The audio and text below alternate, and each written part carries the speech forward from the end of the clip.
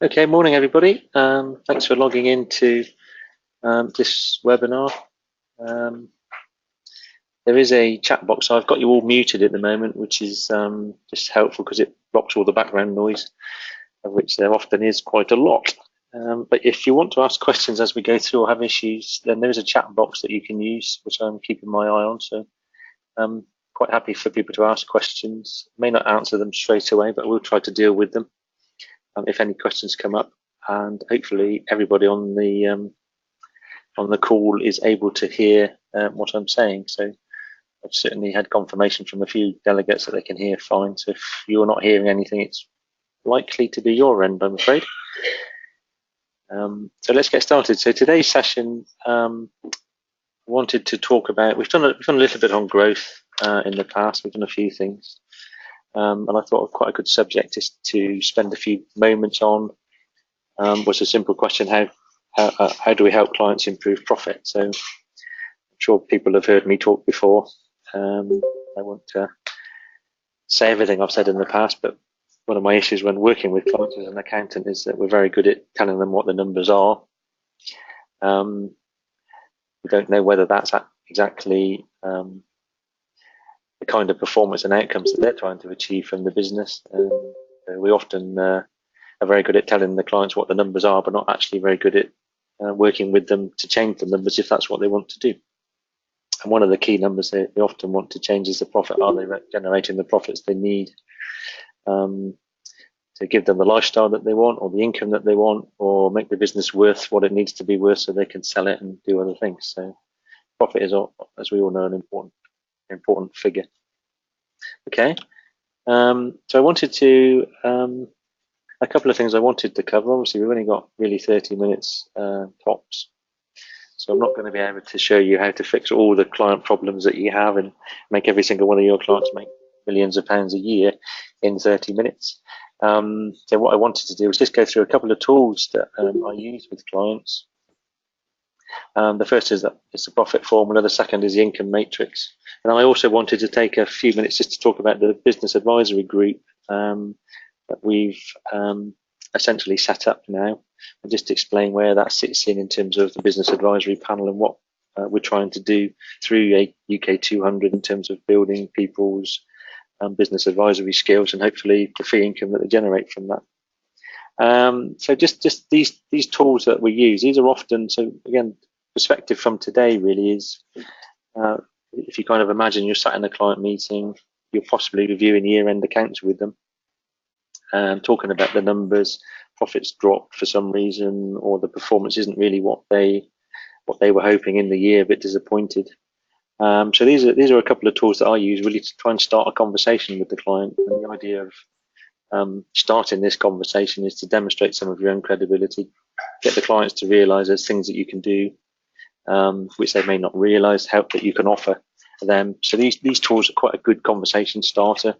The objective of which, of course, is to get into another kind of engagement with the client where you can do more work.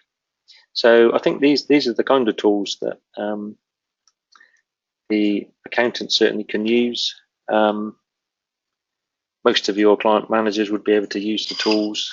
They're not difficult. The object, as I said, is to start the conversation really and see where it goes to next. So I'm sure you're all looking at this screen and wondering why I'm teaching you how to suck eggs. So the profit formula is what it is on the screen. It's something I guess we all know as accountants, we're all very familiar with. And essentially, the profit is the result of the sales less direct cost, less overhead. And why I reflect on that a bit is that although it's front and centre for us and it's bleeding obvious to us as accountants, there's a lot of clients that actually don't take the time to sit down and think about what that means.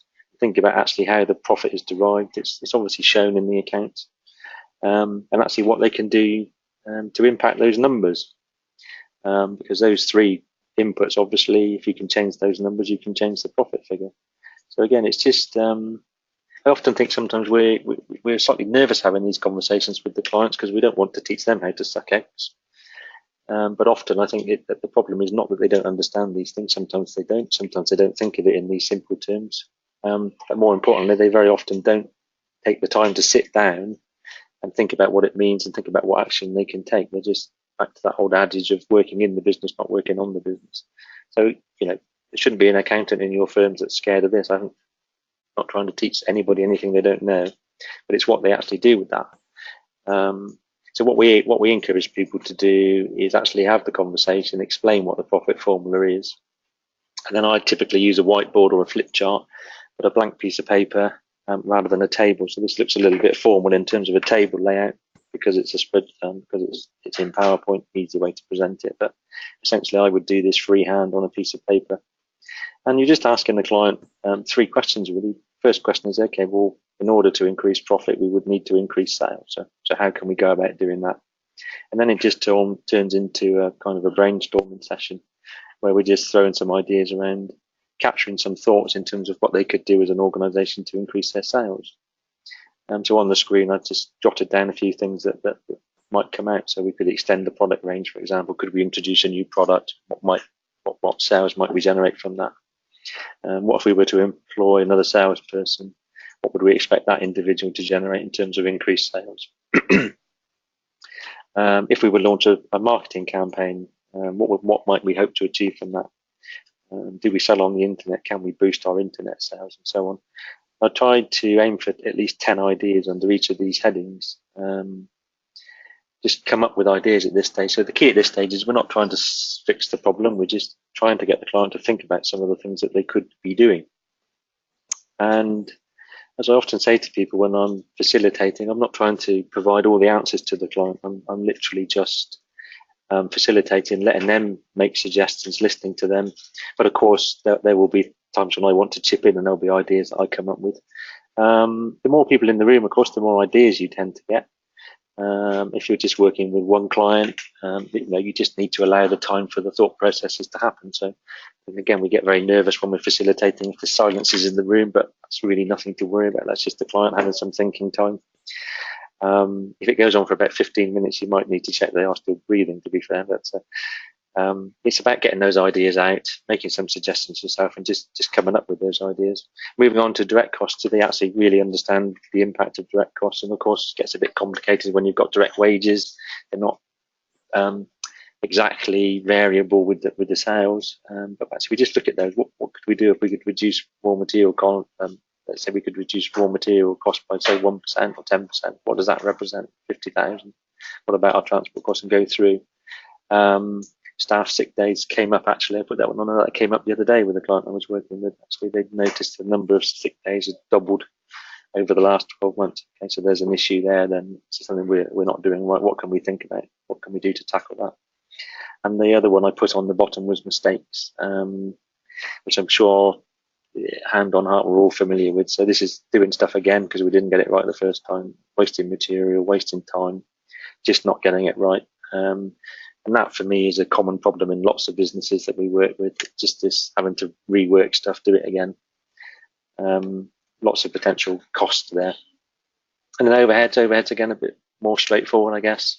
So what could we do? What have we done recently? Have we reviewed insurance? Have we changed broker? What about admin salaries? Could we become more efficient?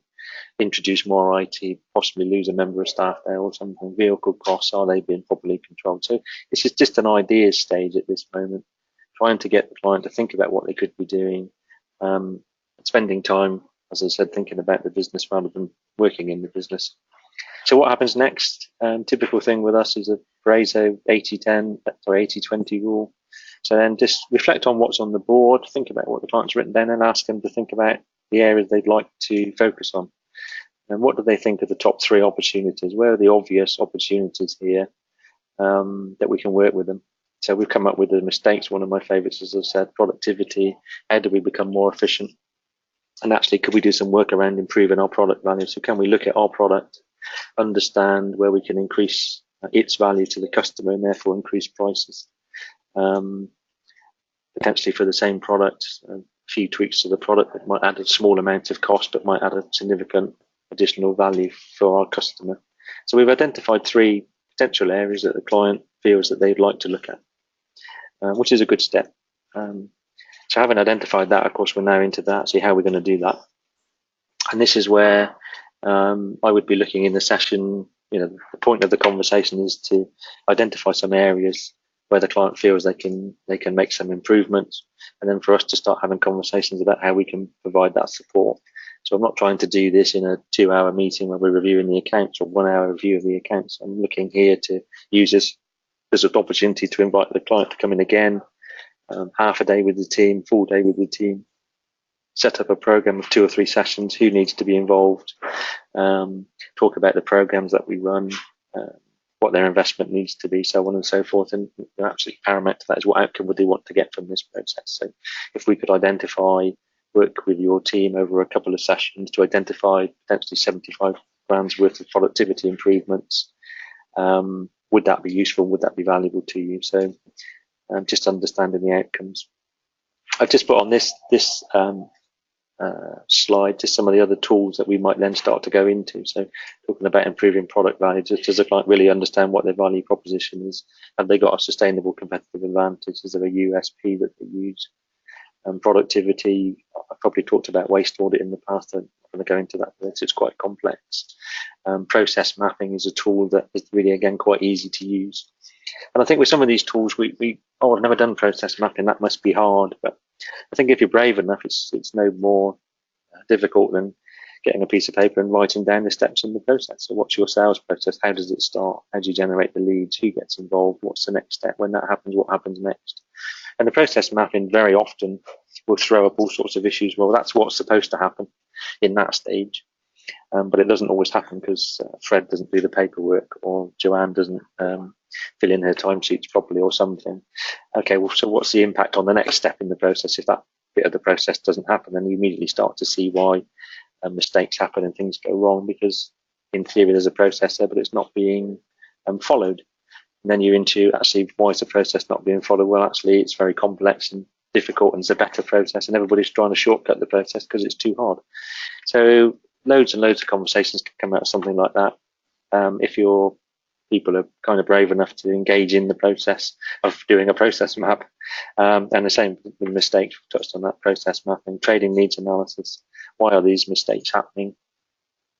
What's the cause of the problem? Is it poor quality raw materials? Is it failing the process? Is our standards not good enough?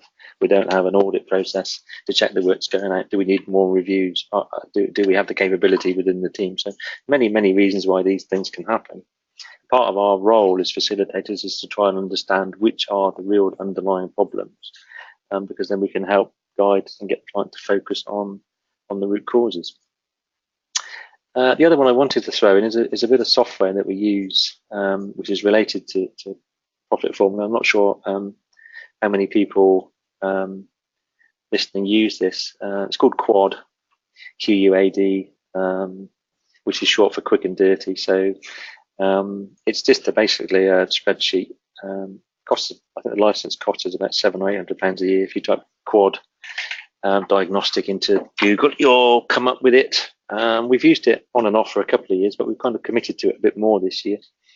And the plan is that in the same way that a set of accounts that we produce for a client goes over to our tax department for a review, we want them to come into our business advisory team for a review. And this is quite a simple tool to use. It takes about probably 10 or 15 minutes to put in the numbers, and we don't put in every last line of the account, but we put in key numbers. And we get to this diagnostic review, and you press a button that says do a 2% test. And what it does essentially is what would happen, what would be the impact on profit and cash flow if we increase sales volume by 2% and sales prices by 2%. So if we improved all of these factors by 2%, what would be the effect on the cash flow and the profitability? And then the green change column shows applying the 2% test would actually increase profit by nearly 300,000 in this case, on turnover of current turnover of 7 million, and generate an extra £300,000 in cash. And that's clearly quite powerful a document to put in front of the client and talk about. But the beauty of this piece of software is actually because it's a spreadsheet, you can sit with the client in the meeting with a laptop and say, okay, well, we'll reset these numbers to as they are. What do you think you can change?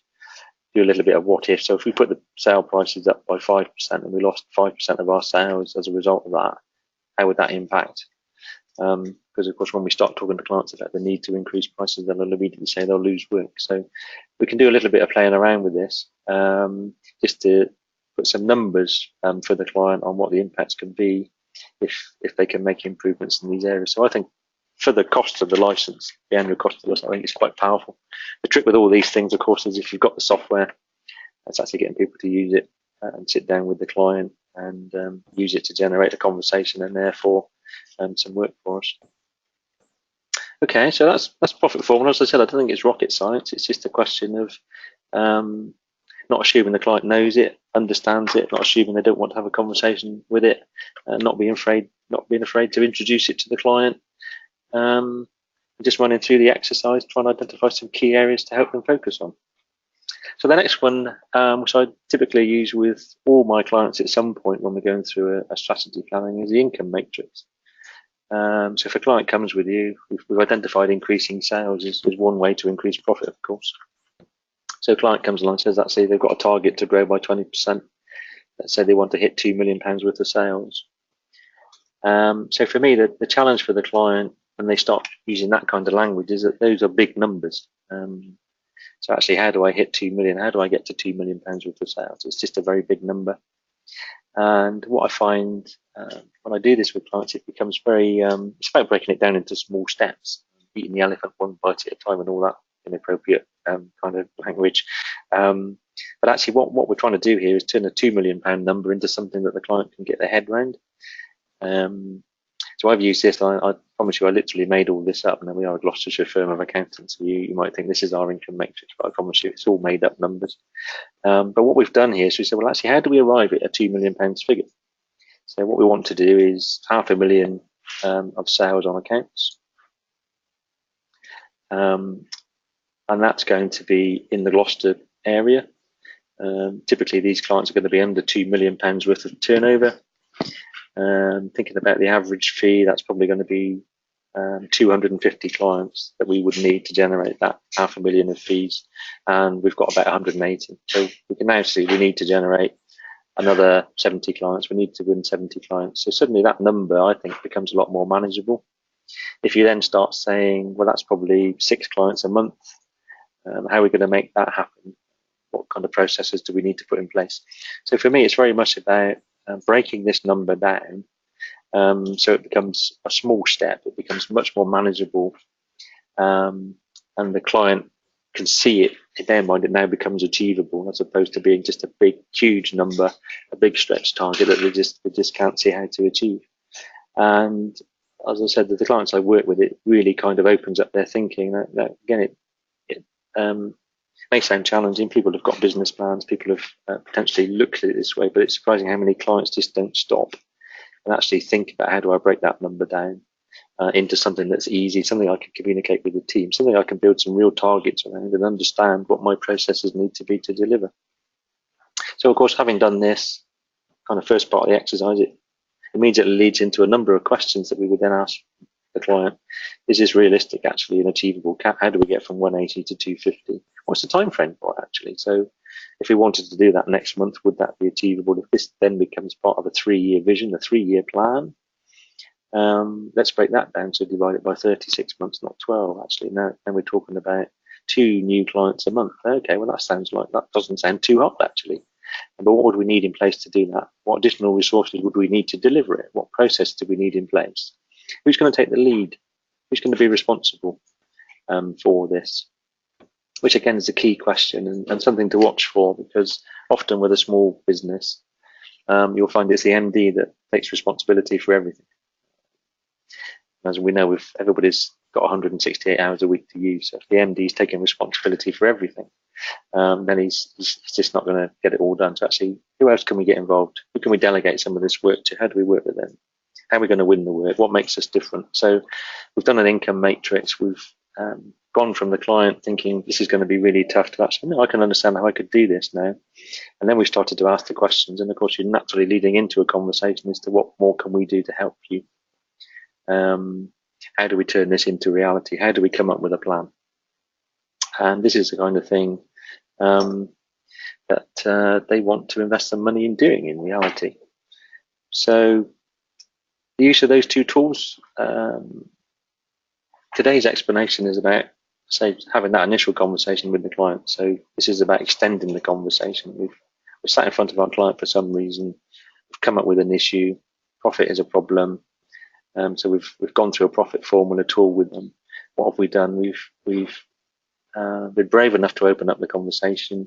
That in itself demonstrates some of our confidence. It gives us a bit of credibility. I think it allows us to demonstrate some capability as well, so the client buys into the fact that, actually, yeah, no, this does sound interesting. I didn't realise these guys could help us with this, and it sounds like they can. So we're already in a position of being a trusted advisor often. So it's, again, a good opportunity to demonstrate what we can do. What would we do from this? Again, into some really basic problem solving stuff, which really we should all be able to do. So mind maps, just expand the issue out. The 5 whys tool, which is designed to get to the root cause of the problem. So why is this happening? The theory is if you ask the question on average 5 times, you'll get to the real root cause of the problem. Which, again, is an important skill. We don't want people trying to fix symptoms. We need people fixing causes, and sometimes the rush to action means that we try and tackle the wrong issue. Force field, I'm sure you've all heard me mention a few times, to try and get into the nub of the problem. What are the other ideas to fix? And of course, the infamous one-page plan, which we use a lot of. None of these things need to be too formal, so I don't use formal templates too much. I just tend to rough things out on a piece of paper. Use the client's journal, use the client's book if they've got one, so they've got stuff to go away with that they can refer to easily. As I said, the purpose really is just trying to engage with the clients in a slightly different way, encouraging them to engage with us, so that we can do more work with them, and really not too tricky, I think, to get the conversation going. And keep coming back to the point that we're primarily facilitators, not consultants, so it's not incumbent on us to solve all of their problems. We're there to ask the questions, help them develop their ideas, and then hold them accountable to what they're going to do. It doesn't stop us making contributions, doesn't stop us coming up with ideas, of course. But one of the things I think that scares people is that they put a lot of pressure on themselves to come up with the ideas and tell the client what to do. I don't think we need to do that, and I'm not sure that that's what clients want. Okay, so that's a quick run through of a couple of simple tools that, as I said, I use fairly regularly, and they do lead to some very interesting conversations and do generate work for us off the back of that. So I'd encourage you to think about using them, and they're really not complex. So we're doing very well on time, which means there'll be a few minutes for people at the end if they want to ask questions.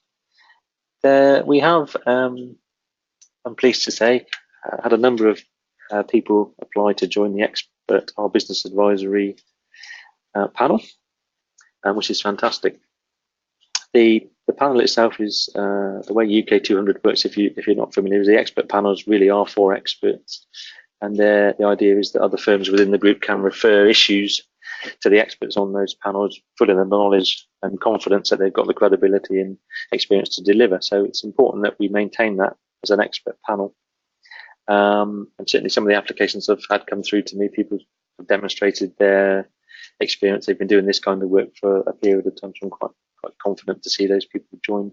But I think what I also recognise is there's quite a lot of people within UK200 are interested in business advisory, but not necessarily delivering it, or not necessarily with a history of delivering. And I wanted to embrace that and actually bring those people through and see what UK200 could do and what we could do as a business advisory panel to help those people progress. So I felt that one option for us was to set up this group, just to recognise that there are people out there that have got interest in this. They are committed to taking it forward within their firms, but perhaps not yet quite got the knowledge and experience to be regarded as an expert on the panel that other firms could refer to. So I kind of described it as, I'm not 100% sure about business advisory. I think it's something we want to do, not quite sure what it is, not quite sure how it fits in, not really sure what clients want. So there's some unanswered questions there, but there's a feeling actually that it's the right thing to do. There's a feeling that we need to be generating fees to replace compliance work, but actually looking for some of the answers. And I think joining the group the group is really designed to answer some of those questions. So these webinars, obviously open to group members just to try and get some exposure to some of the tools and learn a few things, but also an opportunity to talk to panel members and other group members about what they're doing and how it's working for them, and sharing that knowledge and experience as we go forward. So I think it's a good place to start if you're unsure. knowing actually you can then lean on the expert panel. If you do start having these conversations with clients, want to know what to do next, you can turn to the expert panel to support you. As I said, whilst you're developing the skill. So I don't envision at this stage, well, we will run these webinars, we will run a couple of training days a year. I don't envision that will be enough for you to acquire necessarily all the skills. I think it's, unless you're prepared to commit a period of quite a long period of time. So my thoughts are that you will be doing things outside of the UK200 Business Advisory Group to lift your skill set. But it's good to know that you've got a group that you can refer to, and there is some training coming out of UK200 to help. I think you'll need to do additional things outside, as I was saying. The idea ultimately is over maybe 12, 18 months, 2 years, you will be in a position where you have the knowledge and skills to join the expert panel and be an expert, able to offer your services to other UK200 group members. So the admission fee for the group is going to be, I think, half the cost of joining the panel, and you'll get the same discounts and access to the training days. So the training days will be at a discounted rate, same as panel members. But what you won't, panel members will get referrals from other members within the UK200, but my feeling is group members won't at this stage because they won't quite have the knowledge and experience that they need. So it's a good way of being involved, I think, with the panel. And like I say, acknowledge that you're committed to this. It's something that you want to do and develop. And getting involved with UK200 in order to help that, but I don't think it's going to be the whole solution. Okay, so that's 30 minutes. That's good timing on my part. There's nothing more I want to say other than, as I've said in the past, is to encourage you to embrace this. I'm an evangelist for it. I've been doing it a while. There's a few people on the call I know that have also been doing it. We are getting lots of interest in UK200 members to explore this option. I think as accountants, we've got a lot of the skills already. We just need to hone them, learn a few new skills, and gain a bit of confidence really to take it forward. I'm very happy to take questions from anybody